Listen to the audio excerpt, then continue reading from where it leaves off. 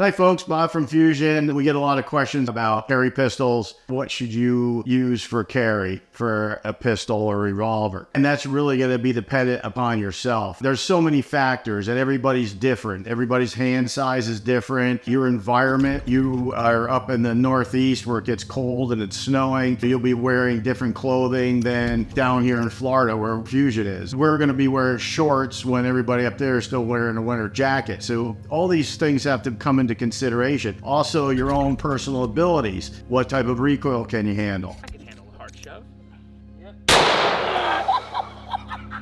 What type of muzzle flash can you handle? What type of size pistol grip can you handle? So all of those things are going to come into factor when you're looking for a carry concealed pistol. I can give you a really good general perspective from a gun builder standpoint because we do build a lot of specialty pistols for police, marshal services, guys that are in the military that are looking for a backup firearm, built backups for guys in the DEA, border patrol people, New York City emergency services. So we kind of have a real vast knowledge of what professionals are using. Just because there's a pistol on their side doesn't mean that's the pistol they're carrying concealed. Generally, in a military or a law enforcement situation, they're going to usually have at least their service pistol, and then they're going to have a backup. And even people that are on security squads that'll go out and post security for dignitaries and politicians and everything else,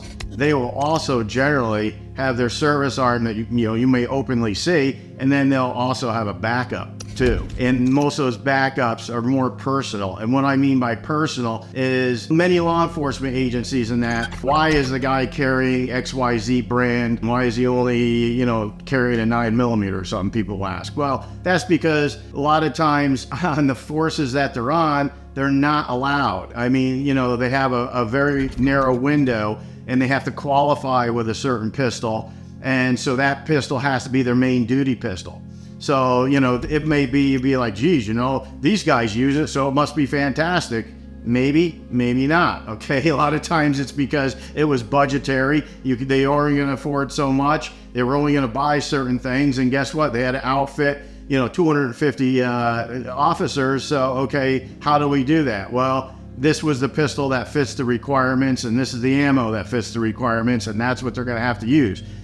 So just because it's something that has been chosen for that group does not mean that it is a good choice for you. You got to look at your body structure, your environment, comfortable shooting, and practice. You got to practice with your firearm, very important. So we'll just go over some general basics right now, what I have seen as a gun builder and from what we've built in a broad range for a lot of people for carry purposes. So this is going to be real down to earth. What we know is what people that do this every day in some type of security capacity, what are they carrying for their backup? They're usually looking for a small semi-automatic pistol similar to our Bantam. Grips, again, will be what's up to you. You like full-size grips, you like thin grips, how big are your hands? Some people, also carry commander size or our NCOM size, which is a commander size frame with the Defender top. And that way you have a small carry position here, but you have the full size grip for full capacity magazine, number one, and it fits a lot of people's hands better when they have the commander size, which is a government frame basically, with a few alterations. Some people with the micro compacts, the smaller frame doesn't fit their hand well, and their fingers are off the bottom and they're not really feeling comfortable like they have control of the firearm. So again, that's one thing that's super important, is make sure you tailor the firearm to you. Are you a big guy, or are you little, very little person? Do you have small hands, big hands? The environment, you're going to be wearing a jacket or a vest where you're at, or you're going to be wearing shorts all the time. So all these things play into factor, and you should be thinking and writing yourself a list of basically, these are the components that I want, or features that I want, that are in a carry pistol for me. A lot of backups that I built for people, they'll send them in for us to refinish once in a while or something, and a lot of them will be ugly, and I mean ugly. Like guys will put, grip tape on them, and they'll do all types of things.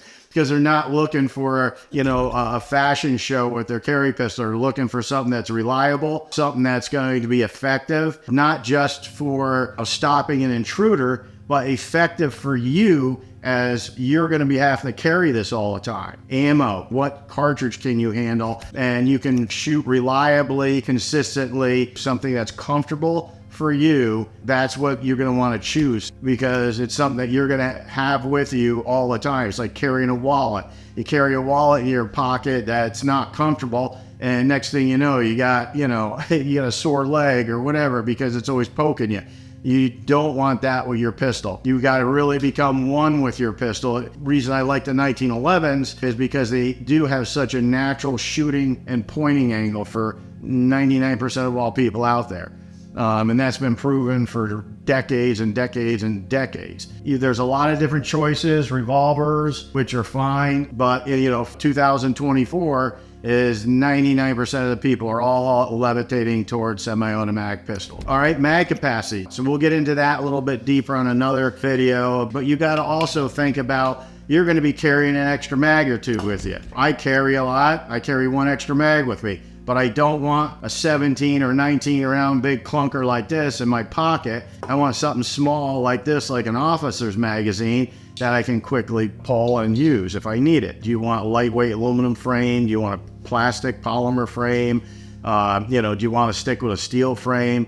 You know, there's some pros and cons on all that too. We'll get into that further in the next videos when we start getting more deeper into the firearms themselves. What do I personally carry? It depends on where I'm going to be at. I've got quite a few firearms from all the years of building them and collecting them, but I have my favorites. My favorite firearm to carry is our Bantam R. And why do I like this so much? Again, it's small, it's compact, it's easy to carry. It's got a nice little press check on the front here and aggressive cocking serration, so you can rack back the slide very easily. The magazines, you know, we'll be using officers' magazines. Yeah, you lose 1 or 2 rounds of capacity, but again, they're small and easy to carry. People always think they need all this capacity.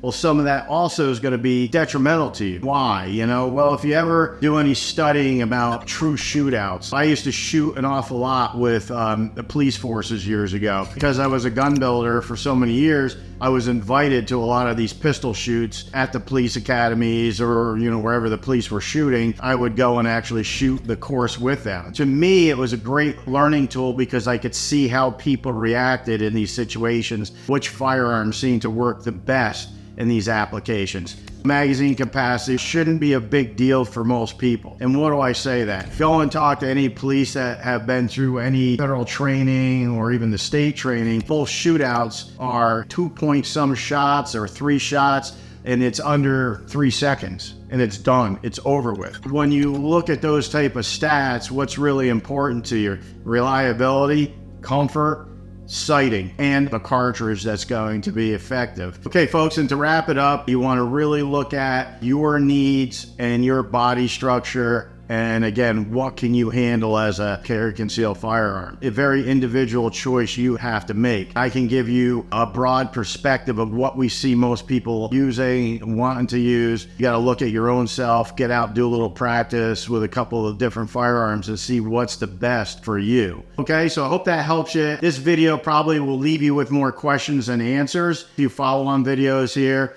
that will start answering a lot of those questions for you, and probably be able to help you, point you in the right direction of, yeah, this is the pistol I want, and yes, this is the cartridge I want.